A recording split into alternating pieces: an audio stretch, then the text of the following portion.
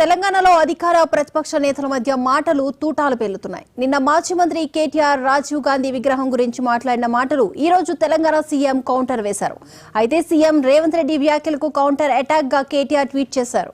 అధికారంలోకి వచ్చిన తొలి రోజే అంబేద్కర్ సచివాలయం పరిసరాల్లో చెత్తను తొలగిస్తామన్నారు.